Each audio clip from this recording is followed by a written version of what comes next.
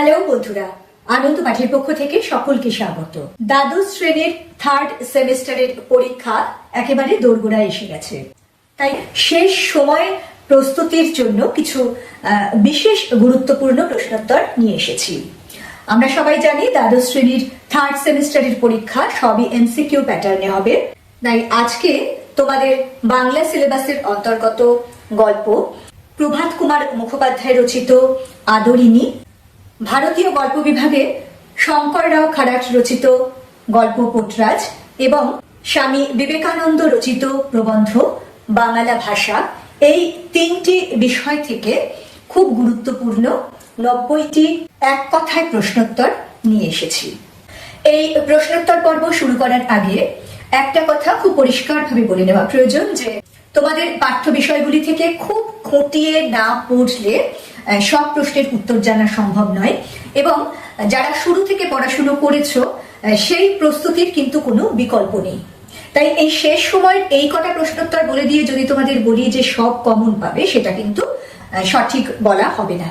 এই প্রশ্নোত্তর পর্বগুলি তাদের জন্য বিশেষ করে যারা মোটামুটি একটু ফাঁকি দিয়েছো, সারা বছর খুব একটা ভালো করে পড়াশোনা করনি, তারা যদি এই গল্প প্রবন্ধ এগুলি একটু ভালো করে পড়ে নিয়ে এই প্রশ্নোত্তরগুলি তৈরি করে যাও, তাহলে এইটুকু আশ্বাস দেওয়া যায় যে বেশিরভাগ প্রশ্নের উত্তরে তোমরা সঠিক দিতে পারবে। আর যারা ভালোভাবে তৈরি হয়েছে তাদের ক্ষেত্রেও কিন্তু এই প্রশ্নোত্তর পর্বগুলি শেষ মুহূর্তের প্রস্তুতি হিসেবে কাজে লেগে যাবে। আর প্রশ্নোত্তর পর্ব শুরু করার আগে প্রতিদিনের মতো রুটিন কথা বলে নি। যারা চ্যানেলটি এখনো সাবস্ক্রাইব করনি, তোমাদের যদি এই আলোচনাগুলি ভালো লাগে এবং এরকম আলোচনা আরো বেশি করে পেতে চাও, তাহলে অবশ্যই লাইক, শেয়ার ও সাবস্ক্রাইব করে পাশে থেকো।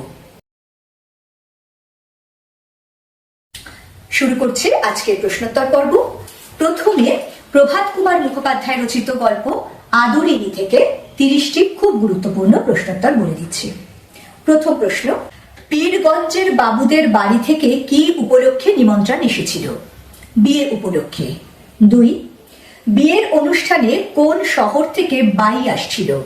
বেনারস থেকে। 3, জয়রাম মুক্তার কত বছর এস্টেটে কাজ করেছেন? 20 বছর। 4, দুটো দিন কাছারি কামাই হয়, কোন দুদিনের কথা বলা হয়েছে?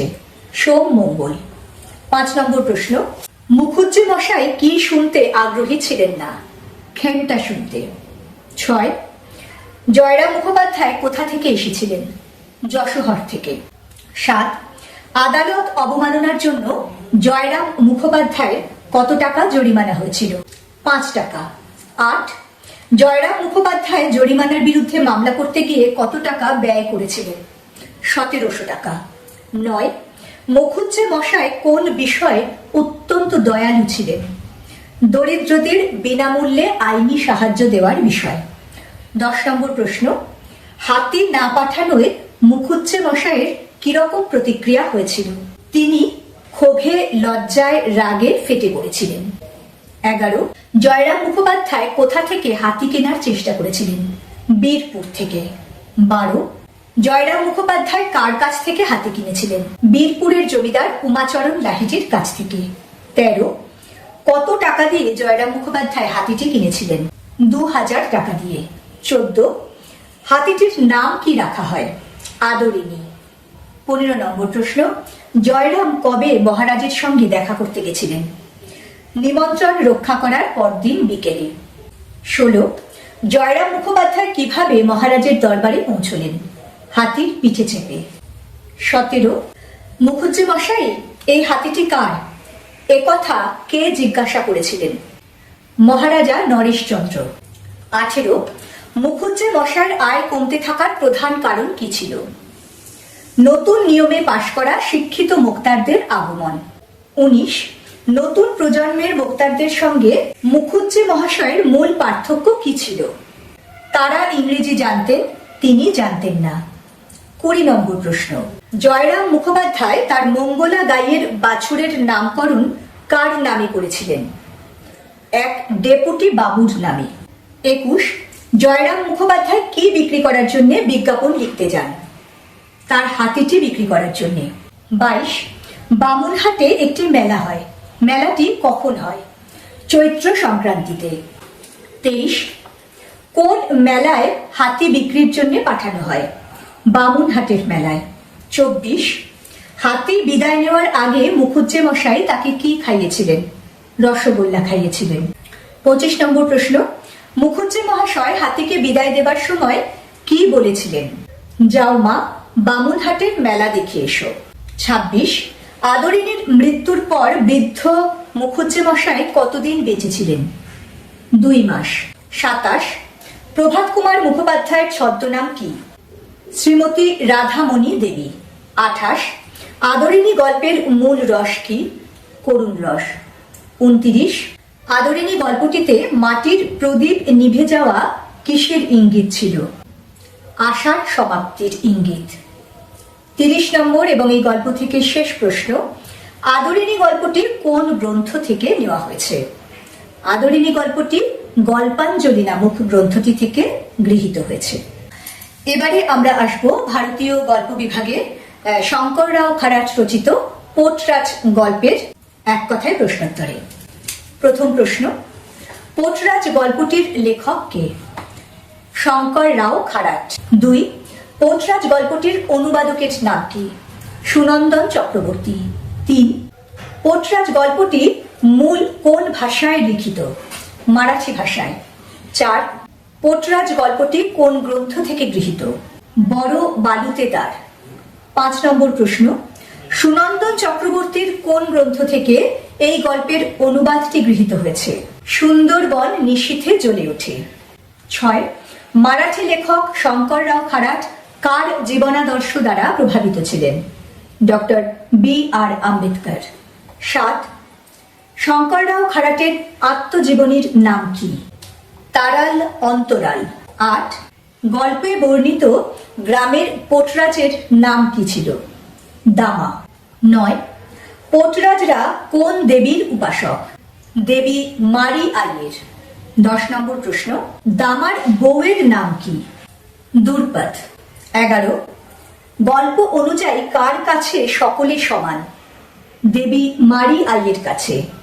12, পোটরাজ গল্পে কোন সময়কাল দেখানো হয়েছে? আষাঢ় মাস। 13, যেতে ভুলি কি করে? কোথায় যেতে না ভুলার কথা বলা হয়েছে? গ্রামের দেবী মারি আইয়ের যাত্রায়। 14, দেবী মারি আইকে দুর্পদ কোন বিশেষণে ভূষিত করেছিল? নিদয়া বিশেষণে। 15 নম্বর প্রশ্ন, মারি আইয়ের কাছে মানত করে কার জন্ম হয়েছিল? পোটরাজ দামার। 16, দামা কেন পোটরাজ হয়েছিল? কারণ দেবী মারি আইয়ের কাছে মানত করে তার জন্ম হয়েছিল। 17, প্রতি আষাঢ়ে অমাবস্যায় দুর্পদ মারি আইয়ের সম্মুখে কি করে? স্নানের পর ভেজা শাড়িতে গড়ান দেয়। 18, মারি আই দেবীর দোরে দুর্পদ কিসের ছড়া দেয়? রক্তের। 19, গায়ের সর্বত্র কিসের আওয়াজ? কান্না ও চিৎকারের। 20 নম্বর প্রশ্ন, দুর্পদের ছেলে কোথায় পড়ে? হাই স্কুলে। 21, পোটরাজ না থাকলে কাকে পোটরাজ ধরে নিতে হবে বলে সিদ্ধান্ত নেওয়া হয়? দুর্পদের ছেলেকে। 22, আনন্দকে? আনন্দ পোটরাজের ও দুর্পদের বড় ছেলে। 23, আনন্দ কি শুনে ঘামতে থাকে? পোটরাজ হওয়ার আলোচনা শুনে। 24, আনন্দ কি ভাবতে ভাবতে রেগে ওঠে? বাকি জীবনটা তাকে দেবীকে বয়ে বেড়াতে হবে ভেবে। 25 নম্বর প্রশ্ন, দুর্পদের কথায় মোড়ল ও তার সঙ্গীরা কি জবাব দেয়? কেবল ছেলের কথা ভাবছিস, গায়ের কি হবে? 26, আনন্দ মাকে কি কথা ফিসফিস করে বলে? মারি আইকে সে গায়ের ধারে রেখে এসেছে। 27, লোকে দামাকে কি বলে? পুণ্যবান। 28, আনন্দকে দুর্পদ কিভাবে সাবধান করে? কাউকে কিছু না জানাতে বা কাউকে কিছু না বলতে। 29, আনন্দ শেষে কি করে? হাসে। 30 নম্বর এবং পোটরাজ গল্পটি থেকে শেষ প্রশ্ন, দুর্পদের মুখ থেকে কি ঠিকরে পড়ে? আলো। এবারে স্বামী বিবেকানন্দ রচিত বাংলা ভাষা প্রবন্ধটি থেকে 30টি অতি গুরুত্বপূর্ণ প্রশ্নোত্তর। প্রথম প্রশ্ন, স্বামী বিবেকানন্দ কোন পত্রিকার জন্য এই প্রবন্ধটি লিখে পাঠিয়েছিলেন? উদ্বোধন পত্রিকার জন্য। 2. স্বামী বিবেকানন্দ কত সালে আমেরিকা থেকে উদ্বোধন পত্রিকার জন্য এই চিঠি লিখেছিলেন? 1900 খ্রিস্টাব্দে। 3. স্বামীজির মতে ভাষার কি গুণ থাকা উচিত? শক্তিশালী ও সহজবোধ্যতা। 4. বাংলা ভাষা প্রবন্ধটির উৎসপত্রটি স্বামীজি কার উদ্দেশ্যে লিখেছিলেন? স্বামী ত্রিগুণাতীতানন্দর উদ্দেশ্যে। 5 নম্বর প্রশ্ন, স্বামীজির মতে ভাষাকে কিসের মতো হতে হবে? ইস্পাতের মতো। 6. প্রবন্ধ অনুযায়ী কোন অঞ্চলের ভাষা ধীরে ধীরে সমগ্র বাংলায় ছড়িয়ে পড়বে? কলকাতার ভাষা। 7. স্বামীজির মতে ভাষার প্রধান কাজ কি? ভাব প্রকাশ করা। 8. প্রবন্ধ অনুযায়ী কারা লোকহিতায় এসেছেন বলে উল্লেখ করা হয়েছে? বুদ্ধদেব, শ্রী চৈতন্য এবং শ্রীরামকৃষ্ণ। 9. প্রবন্ধ অনুযায়ী ভাষার উন্নতি কিসের লক্ষণ? জাতীয় উন্নতির। প্রশ্ন নম্বর 10, স্বামীজির মতে কোন উপায় পূর্ব বাংলা ও পশ্চিম বাংলার ভাষার ব্যবধান দূর হবে? রেল এবং গতাগতির সুবিধার মাধ্যমে। 11, প্রবন্ধ অনুসারে ভাষার কাজ কি? চিন্তার বাহক হওয়া। 12, স্বামীজির মতে ভাষার বিকাশ কিভাবে সম্ভব? চলিত ভাষার প্রসারের মধ্যে দিয়ে। 13, স্বামীজি কেন সংস্কৃত ভাষার অতিরিক্ত ব্যবহারের বিরোধিতা করেছিলেন? সংস্কৃত ভাষা সাধারণের ভাষা নয় বলে। 14, স্বামীজির মতে কলকাতার ভাষা কেন সারা দেশে ছড়িয়ে পড়বে? এটি প্রাকৃতিকভাবে শক্তিশালী এবং গতিশীল বলে। 15 নম্বর প্রশ্ন, প্রবন্ধ অনুযায়ী ভাষা ও চিন্তার মধ্যে কি সম্পর্ক? ভাষা চিন্তার বাহক। 16, কোন শাস্ত্রের ভাষা স্বাভাবিক বলে স্বামীজি উল্লেখ করেছেন? মীমাংসা ভাষ্য। 17, স্বামী বিবেকানন্দের মতে ভাষার সরলীকরণের মাধ্যমে কি অর্জিত হবে? জাতীয় ঐক্য। 18, প্রবন্ধ অনুসারে কৃত্রিম ভাষা কিভাবে প্রভাব ফেলে? এটি ভাব প্রকাশকে বাধাগ্রস্ত করে। 19, স্বামীজি ভাষার পরিবর্তনকে কিসের সঙ্গে তুলনা করেছেন? নদীর প্রবাহের সঙ্গে। 20 নম্বর প্রশ্ন, স্বামীজির ভাষা সংক্রান্ত ভাবনার মূল লক্ষ্য কি ছিল? জাতীয় ঐক্য প্রতিষ্ঠা করা। 21, স্বামীজির লেখা বাংলা ভাষা প্রবন্ধটি তার কোন গ্রন্থে সংকলিত হয়েছে? ভাববার কথা গ্রন্থে। 22, বুদ্ধ থেকে চৈতন্য রামকৃষ্ণ পর্যন্ত ব্যক্তিত্বরা সাধারণকে শিক্ষা দেবার জন্য কোন জাতীয় ভাষাকে অবলম্বন করেছিলেন? মান্য চলিত ভাষাকে। 23, বাংলা ভাষা প্রবন্ধে স্বামীজি মূলত কোন বিষয় নিয়ে আলোচনা করেছেন? মাতৃভাষার মর্যাদা নিয়ে। 24, বাংলা ভাষা কোন ভাষার উত্তরাধিকার? সংস্কৃত ভাষার। প্রশ্ন নম্বর 25, স্বামীজি কোন ভাষার চলনকে গদাই লস্করি চাল বলেছেন? সংস্কৃত ভাষার চলনকে। 26, প্রবন্ধ অনুযায়ী কোন ভাষায় পাণ্ডিত্য প্রদর্শন ও শিল্প নৈপুণ্য প্রকাশ করা যায়? চলিত ভাষায়। 27, কোথাকার হাওয়া খেলেই দেখা যায় সেই ভাষাতেই লোকে কথা বলছে? কলকাতার। 28, সমগ্র দেশের কল্যাণার্থে যা ভুলে যেতে হবে তা হল জেলা বা গ্রামের প্রাধান্য। 29, মহাভাষ্য কার লেখা? পতঞ্জলির লেখা।